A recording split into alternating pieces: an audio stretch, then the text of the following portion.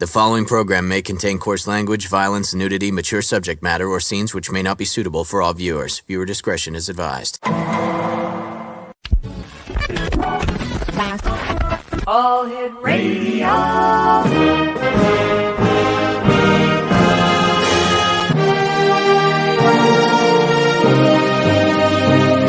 Welcome to the X Zone, a place where fact is fiction and fiction is reality.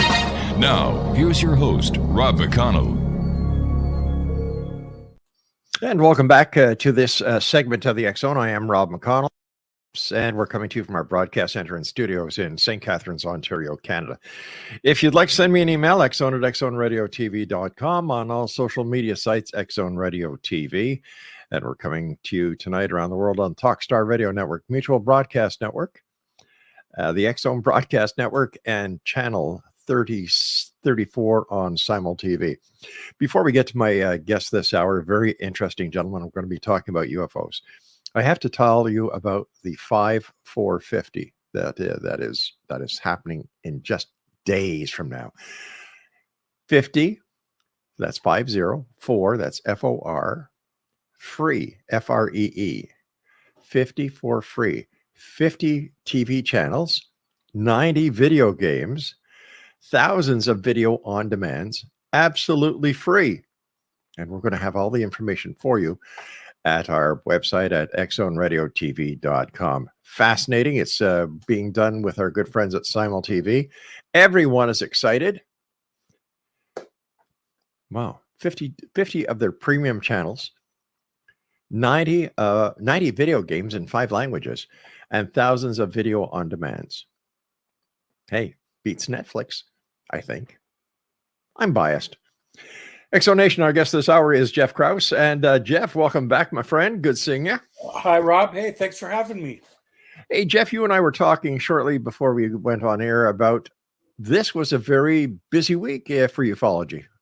Well, it really was. There was the Senate hearings on UAPs, which, it was almost like a flashback to the Condon hearings in the 60s. Oh. That I can go into detail on that later. Sure. That occurred, and that was interesting. But simultaneously, on the same day, I might add, our friend Ron James, who, of course, runs MUFON TV and does a lot of fine work for everyone. That is true.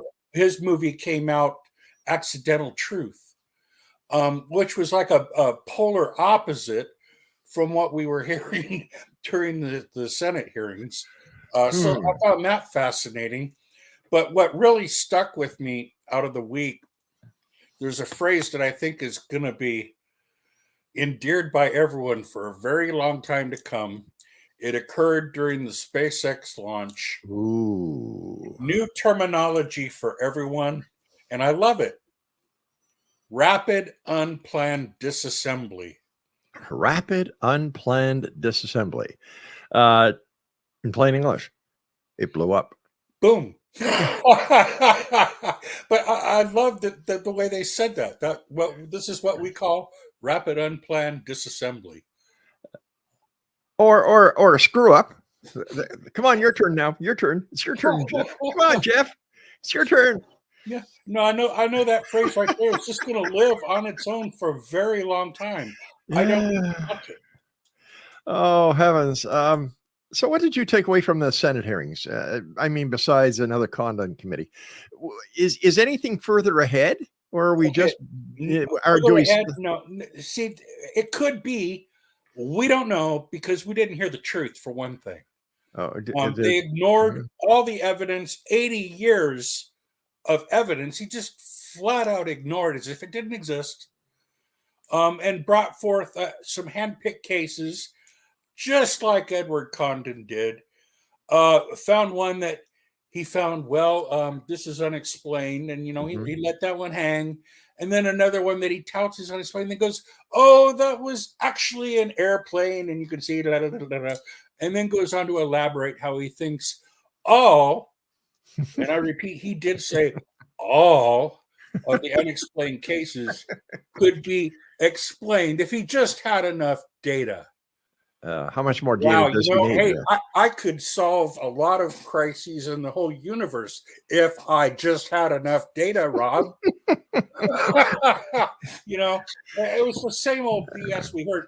And they even had to say that there was over 600 cases, some 650 cases that they just couldn't explain, even though they went through the best scientific minds in their team. And the same dog and pony show that we had in the 60s, and those poor Congress people think that they were getting the gospel from someone who knew what the hell was going on, and they just got sent to the screens. I mean, only watch it in 20-minute increments. I literally had to pause it and go blow off steam and yell and go back to and start it again, okay? It was that freaking bad. So it was equal to a Penn and Teller act in Las Vegas. No, they're good. I like them. I enjoy them. Okay. This was just. I'm sorry, Dr. Kirkpatrick. I have no respect for you whatsoever. Have a good day, sir. But tell me, he just wasted everybody's time up there. And if he's the one running the show, they're in some serious trouble. Serious denial as well. Well, now watch your blood pressure, Jeff. Watch so many times. You know what it reminds me of, Rob? It reminds me of that famous story, The Emperor's New Clothes. Oh my God, yeah. All the emperor's people told him that he looked just absolutely fabulous while he marched around naked in front of all the peasants. This is exactly what we're getting. Watch your blood pressure, Jeff. Oh, I'm fine. Okay. My bedtime's at 6:30, Rob. It's now 9:16. Oh my Lord. I'm kidding. I don't know if you noticed, but I did sign in earlier at 6:15, thinking that's what time it was. Yeah. 9:15 Eastern. you darn Canadians anyway. Hey, this Eastern time stuff was your idea down there. I know. Yeah, we'll follow you wherever you go.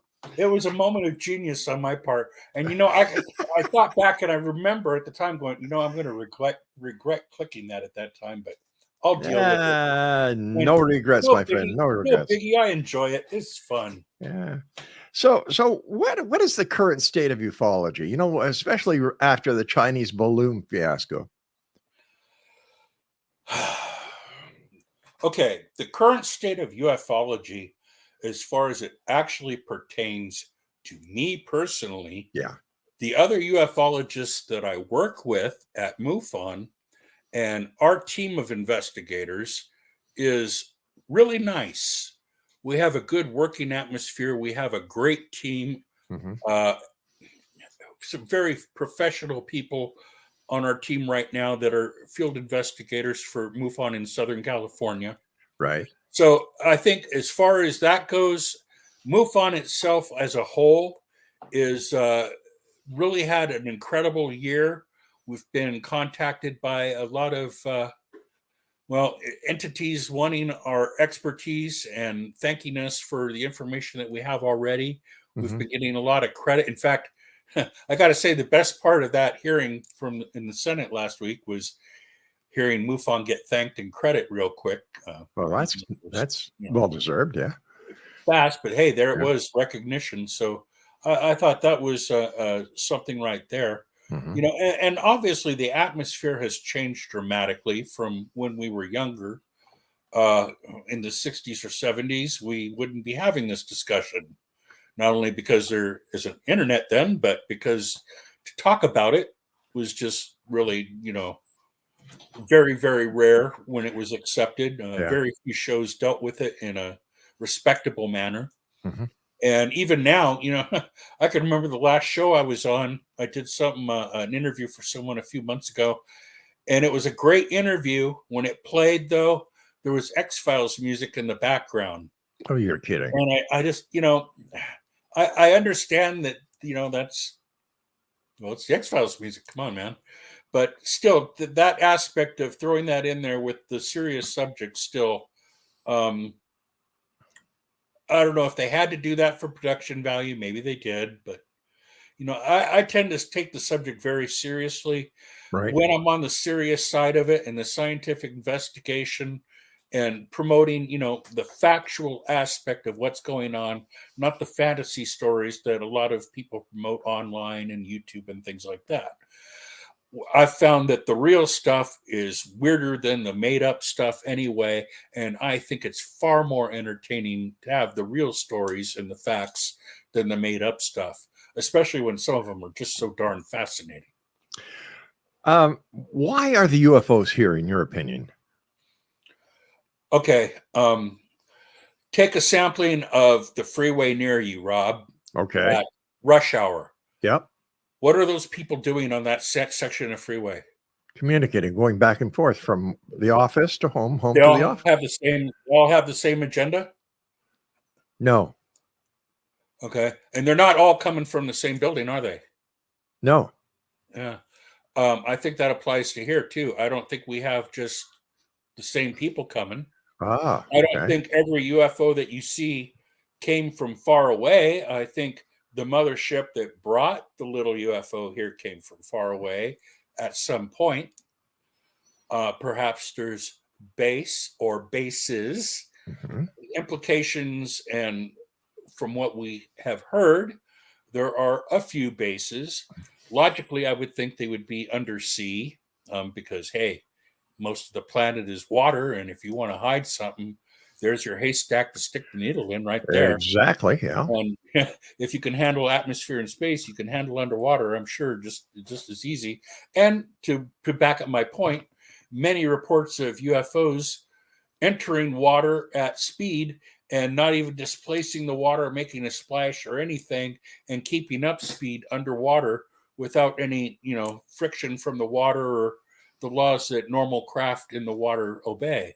Yeah. So, there's that technological aspect of it. And many reports of it, I can't just say 1 or 10 or 100. No, there's thousands of reports of that same instance. So perhaps there are undersea bases. Perhaps they've been here for a very, very long time.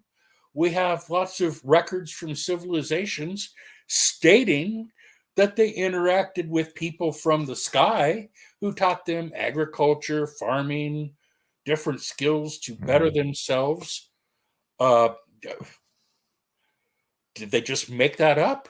I doubt it. I think they probably had a good reason for repeating these stories.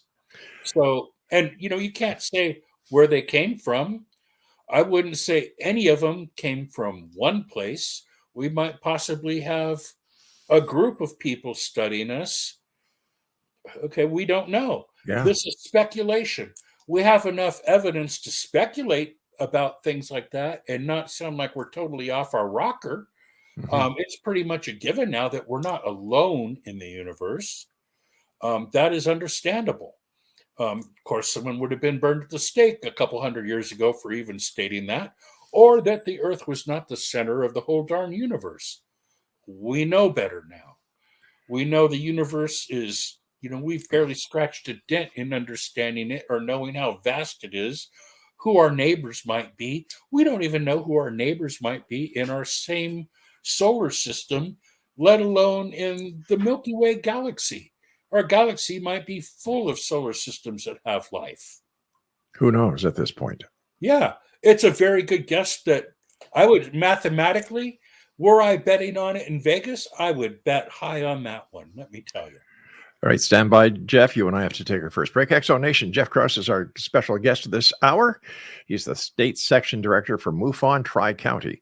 And we'll be back on the other side as we continue sharing the world of the view of ufology from the eyes of Jeff KRAUSE right here on the X Zone. Don't go away.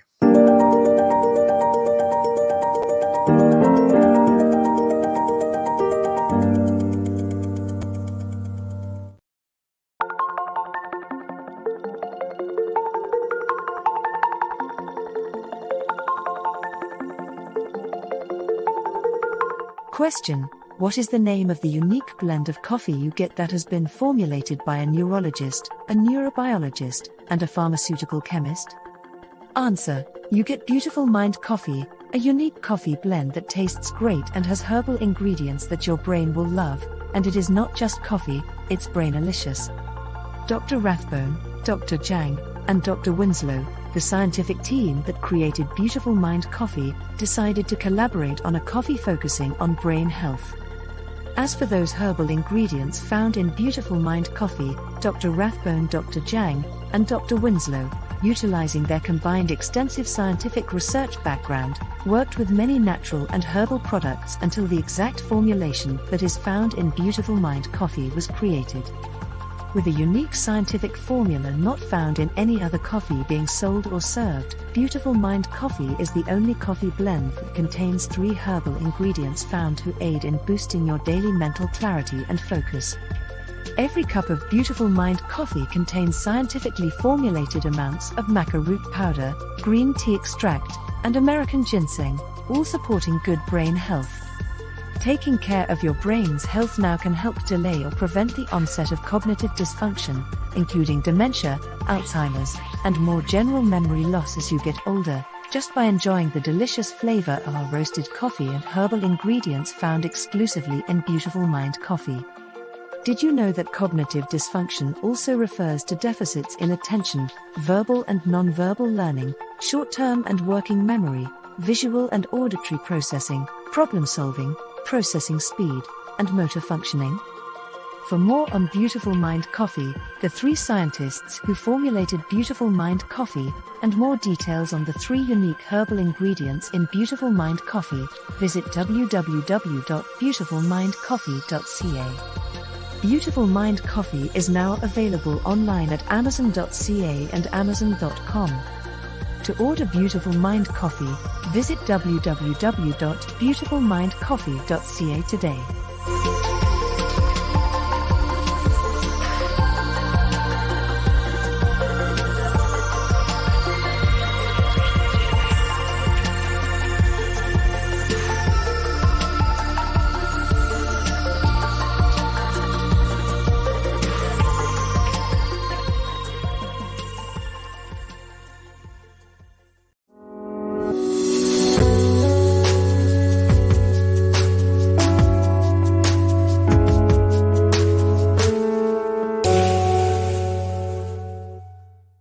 Welcome back, everyone. Jeff Krause is our guest. He is the state section director for MUFON. That's the Mutual UFO Network in TriCounty. And thanks very much for joining us, Jeff. Always great talking to you. What has been the most recent UFO case that has, in your opinion, been significant?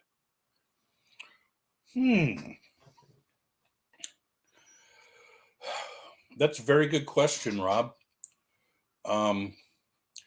I know that Earl Grey Anderson, had a really good case last year that was featured on a couple shows, involved a triangle, and I believe a family that had some personal encounters that bothered them to a degree.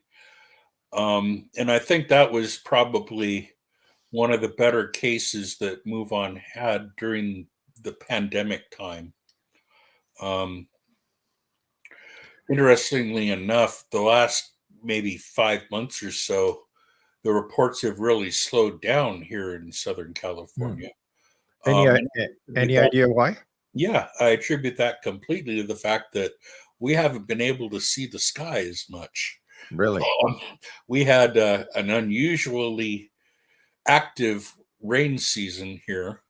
And this area pretty much of Southern California got an atmospheric river over it from maybe mid-December on until just a couple weeks ago.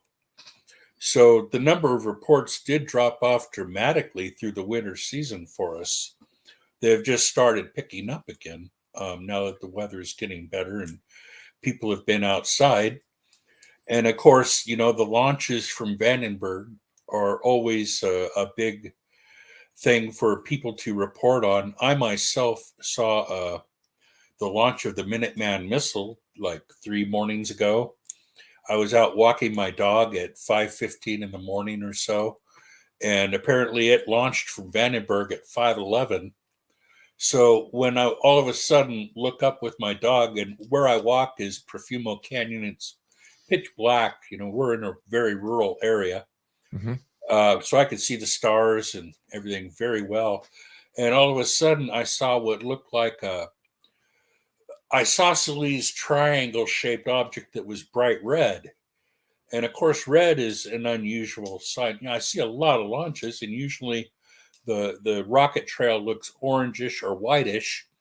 And it's also usually I see it in a different area of the sky than where this was. Now, this is the trick at night, and this is where I think a lot of people are fooled by things they see. What caught my eye and looked like a shaped object that was glowing red was an outgassing. The second stage had already separated, and what I was seeing was that stage outgassing and still burning.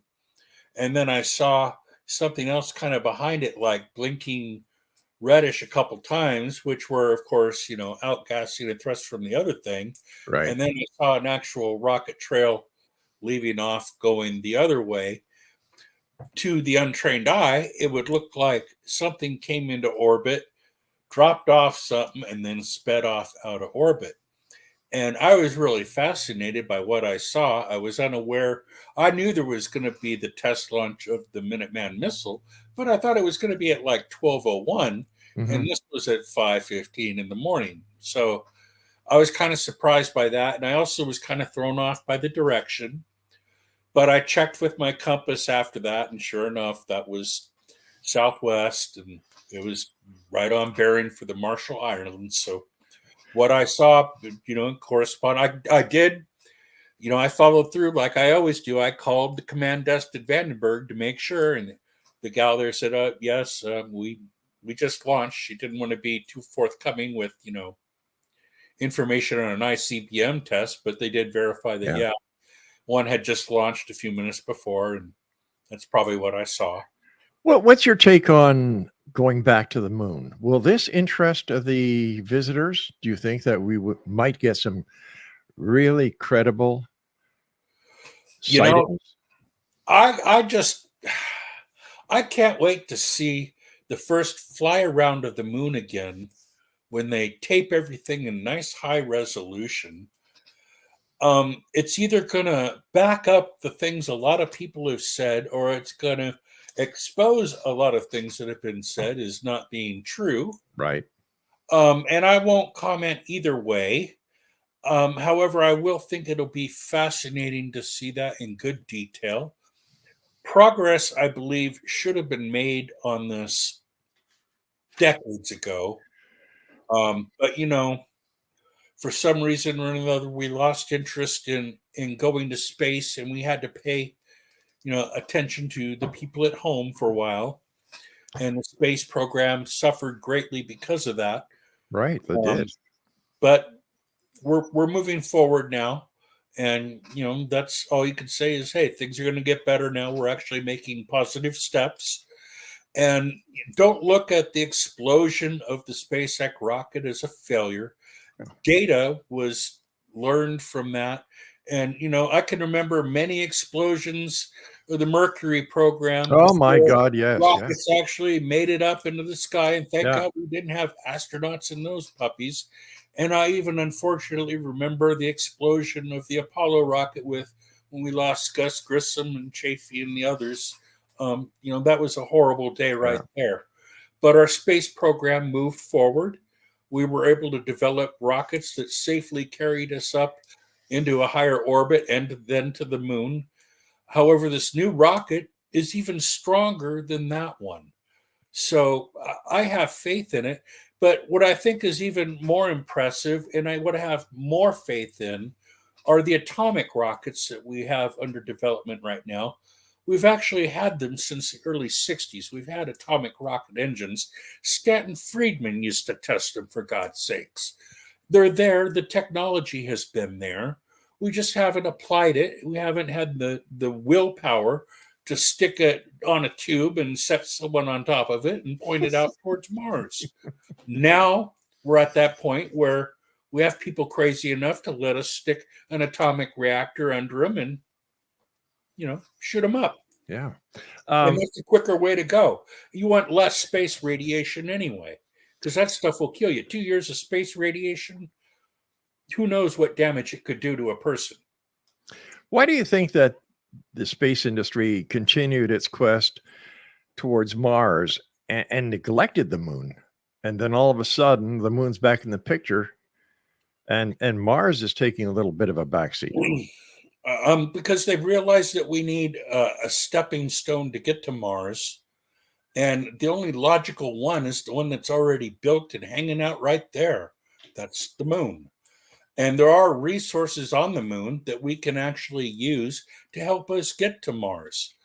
And making a space station on the moon is not that darn hard. We could have had the technology to do it a long time ago.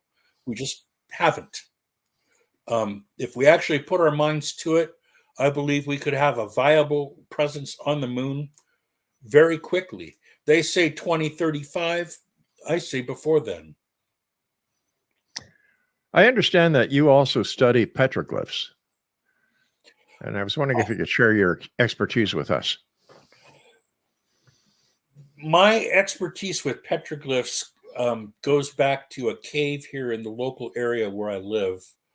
A set of caves, and they were inhabited by the local Chumash Indians back for thousands of years.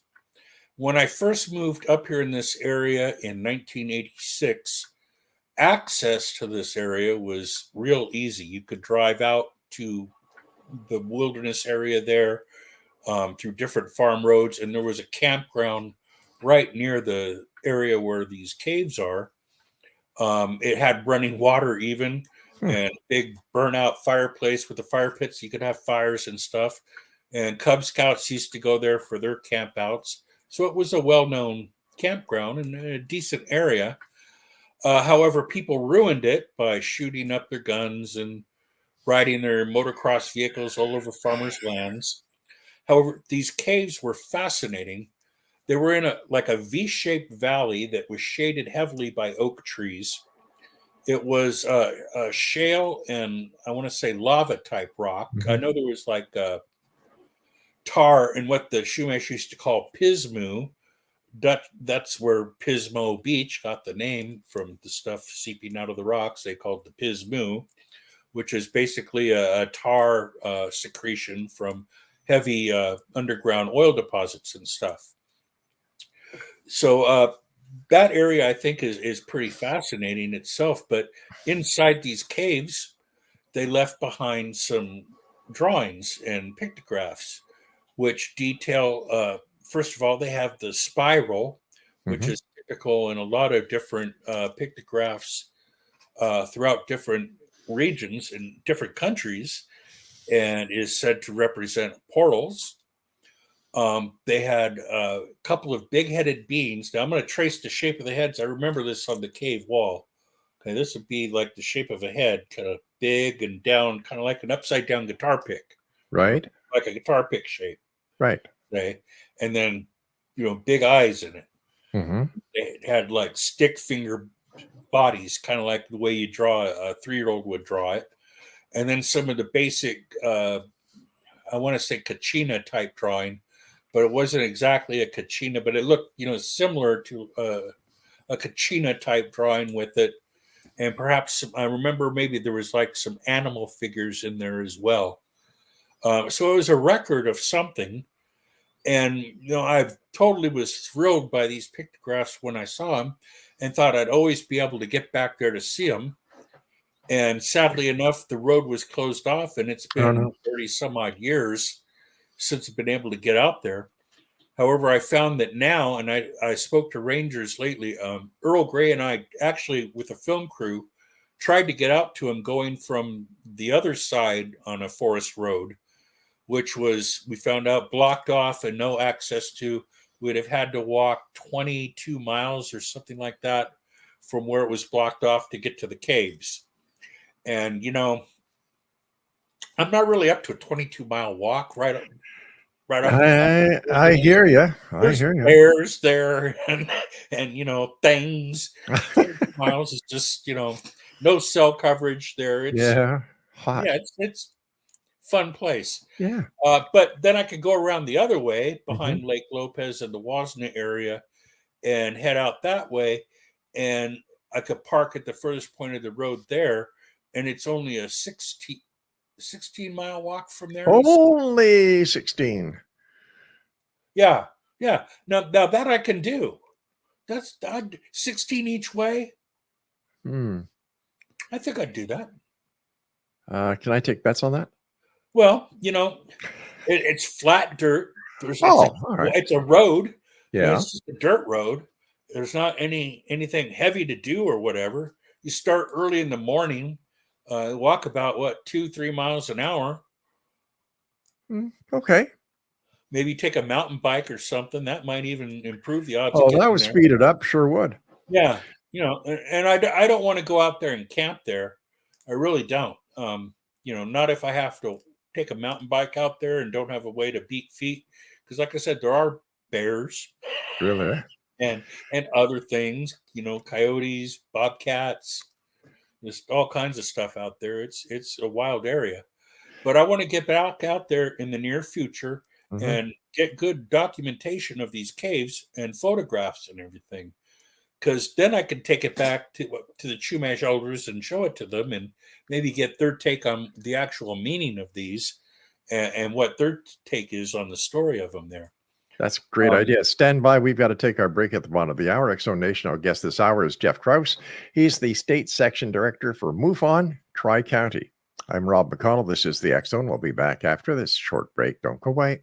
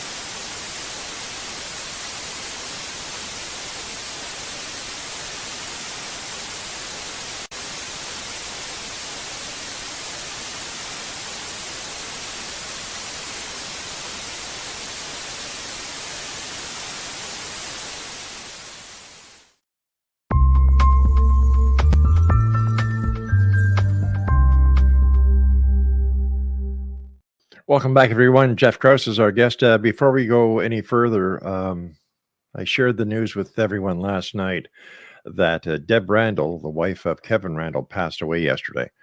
And we're so sorry to hear that. And our thoughts and our love and our prayers are with Kevin and his family at this time.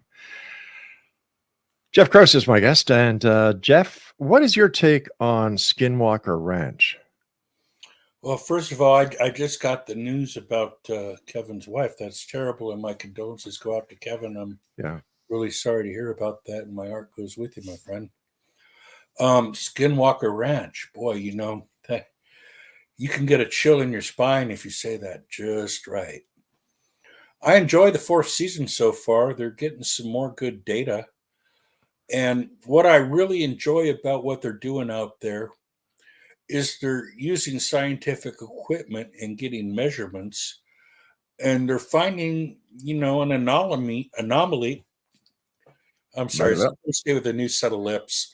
They're finding an anomaly that they can actually measure and register that's above the ranch and interacting with them.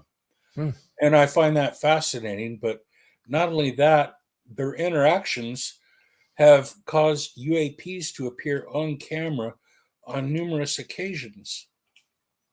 So is that a portal over there? Maybe.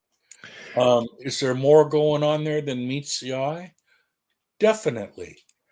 And, if Robert Bigelow spent all the time there and got the willy-nillys and couldn't figure it out and left and won't give anyone any of the information on what he learned there, yeah, he gleaned some kind of, understanding and technology. I mean, come on, the guy's got his own space station.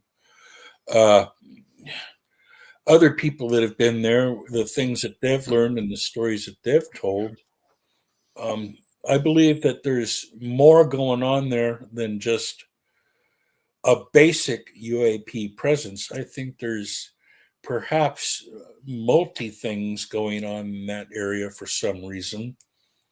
It tends to be a hotspot for many different types of phenomena. So as to why that is, I don't know. Could it be a magnetic effect on the human brain and the human psyche? I don't think so, because now we also have scientific measurement of different things, different wavelengths, like that 1.6 gigahertz energy signal that keeps spiking up. The thing that showed up under the helicopter when they were flying around getting different readings, and it seemed like there was something just 30 feet under the helicopter. Different readings like that, and physical traces or physical evidence, like showing on film the helicopter being pushed in a direction different than the wind would have pushed it, as if something reached out and went doink. So things like that are going on that we don't understand. Hopefully, they'll figure out and get data that gives them a better understanding of it. And I think it could be key to perhaps understanding a lot of different things that are going on. So, there's a future of information there, that's for sure. Yeah. I've also heard stories, and I'm sure you have, about underground bases. Now, when it comes to an underground base, are they extraterrestrial bases? Are they our military bases? In your opinion, what are these bases? Okay, we've had deep underground military bases for a long time. That's a fact. Mm-hmm. We've had the technology to, bore out huge sections of Earth and make caverns. Mm-hmm. I wrote an article in UFO Truth magazine a few years ago about a lady who was one of two that worked for Howard Hughes. And she worked in an underground base in the desert, along with the military and supposedly ETs. And she told a story of how there was like a little city under there. It had tables even with parasols and brightly colored chairs and everything, dining areas for people, kind of like what you'd see at a mall today. And this woman, her story I find very credible, because it came from my friend Earl Grey Anderson, who's now the state director of MUFON, Southern California, the position I held for 8 years. And I broke this story on his mother after interviewing him back in, 2014, something like that, 2015. But she verified to him that, there was an underground base where she worked, elevator that took her down a long, long, long, long way down and to that city underground.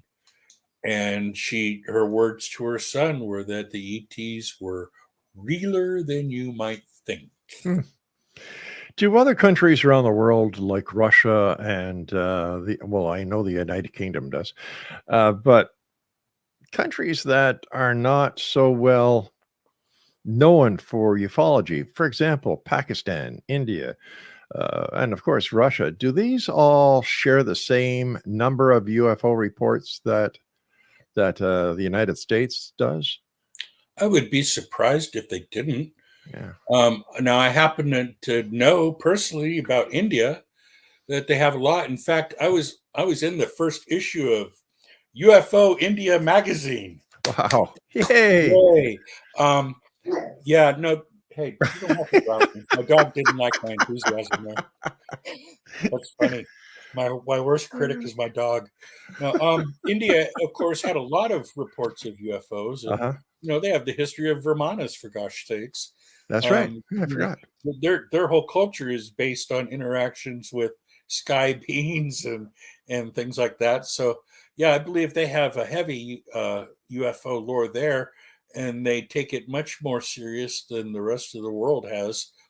Russia, I've heard some fantastic tales from there, and some of them horrible, some of them horrorful, Really, and some of them technologically interesting.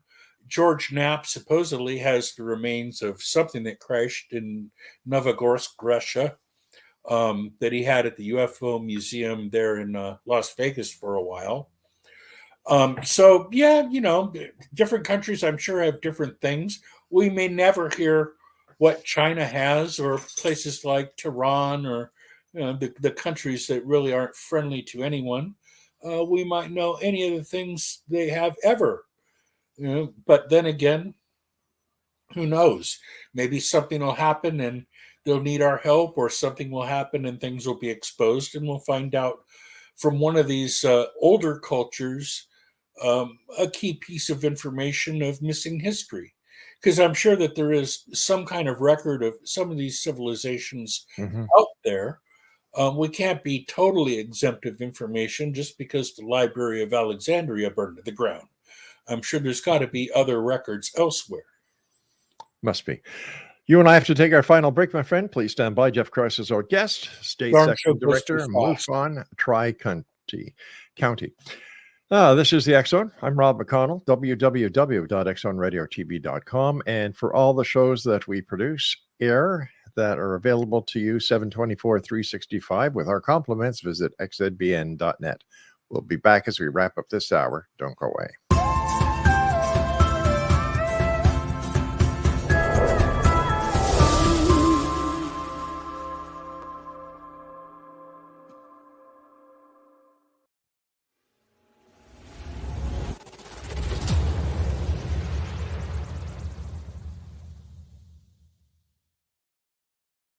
So I was watching the X Zone TV channel last night when I was abducted by aliens, and they kept repeating to me over and over again, simultv.com, simultv.com. What's simultv.com? That's what I asked them. They had it written on the side of their UFO. How do you spell that? UFO. No, I mean simultv.com. simultv.com. simultv.com. Right. simultv.com. Interesting that you were abducted by aliens in a simultv.com UFO last night. Oh, yeah? Yeah. Now that you mention it, I remember now last night I was awakened from a deep sleep. My great-grandmother was standing there. She said she'd come from the hereafter to tell me about simultv.com. She even spelled it out for me. simultv.com, sonny boy. simultv.com. simultv.com, sonny boy. Wow. Yeah. Guys, you'll never guess what my psychic guru just told me. simultv.com. Exactly. Are you guys psychic too? Of course. We all know about simultv.com. simultv.com.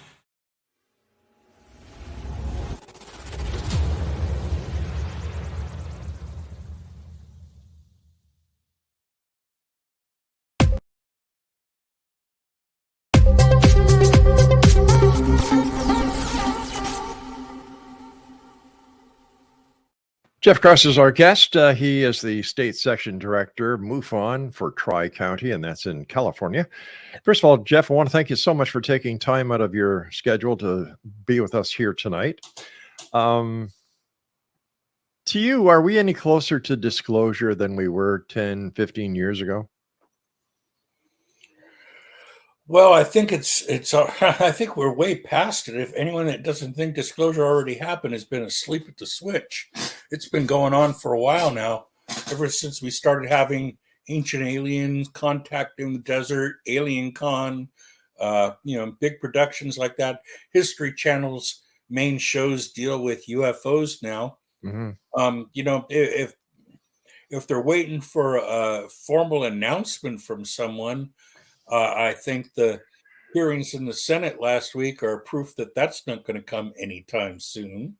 Why do you think that is? Why do you think the government is suppressing this information, if in fact the information is there? Not all. The government's compartmentalized. Information is on a need-to-know basis. Our secrets are secure to only those who have a need to know. And apparently, the people in control of the biggest secret feel that nobody needs to know. And they've been controlling with an ironclad grip this secret for close to 80 years now. Is it because it's a matter of national security? Well, here's the closest accurate statement I can give you. Okay. We don't know what we don't know. True.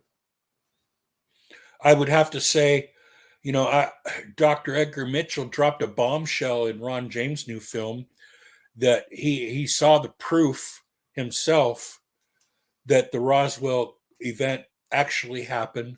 There was the crash, wreckage was recovered, there were bodies, and there was a live alien. But Mitchell wasn't there. No, but he saw the proof of it. He saw the documentation and got briefed on it apparently during his career and his time at NASA and in the government. And he finally went on film before he died and stated it as a fact. Well, I find it funny that these people always make these deathbed, statements. Well, he didn't know he was dying. He wasn't even sick. This was really statements he made on film before he died. Oh, gotcha. It's not like he knew he was going and made a deathbed confession. That's not it at all. There have been those that have done. Oh, that. sure. Yeah. Sure. There have been plenty of people like that saying stuff on the way out. This is not an instance like that at all. And I advise, watch the film. Trust me, it's well worth it to get the movie and watch it. And just to see that part, I wish I could give you.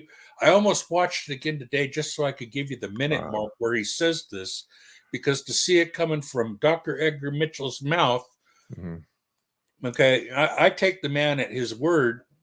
He was a very honorable man, and his reputation speaks for itself, as does the reputation of other people in this film that verify different things as being factual. I hate to do this, Jeff, but I just got the cue from my producer. It's time for us to move on. Thank you so much for joining us, Jeff. Look forward to the next time you meet us back here in the X Zone. Until then, stay safe, my friend. Thank you, Rob. Bye-bye, buddy. X Zone Nation, what a guy. Jeff KRAUSE. He is the MUFON section director for TriCounty. God, that guy has so much great energy. I love talking to him. I'll be back on the other side of the news at 6.5 minutes past the top of the hour as we continue here in the X Zone with yours truly, Rob McConnell, from our broadcast center and studios in St. Catharines, Ontario, Canada. Don't go away.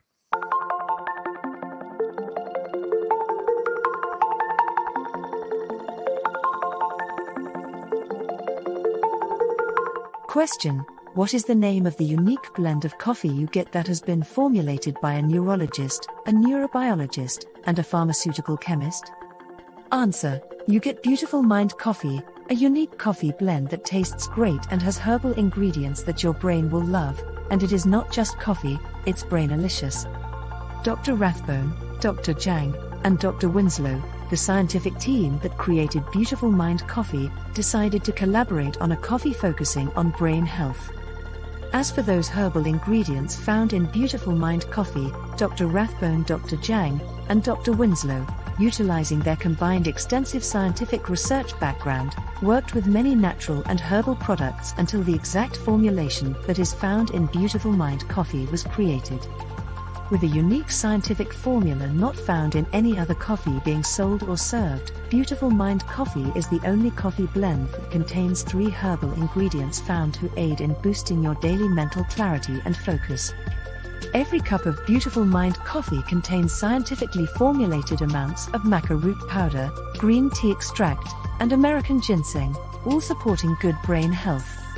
Taking care of your brain's health now can help delay or prevent the onset of cognitive dysfunction, including dementia, Alzheimer's, and more general memory loss as you get older, just by enjoying the delicious flavor of our roasted coffee and herbal ingredients found exclusively in Beautiful Mind Coffee. Did you know that cognitive dysfunction also refers to deficits in attention, verbal and non-verbal learning, short-term and working memory, visual and auditory processing, problem-solving, processing speed, and motor functioning? For more on Beautiful Mind Coffee, the 3 scientists who formulated Beautiful Mind Coffee, and more details on the 3 unique herbal ingredients in Beautiful Mind Coffee, visit www.beautifulmindcoffee.ca. Beautiful Mind Coffee is now available online at amazon.ca and amazon.com.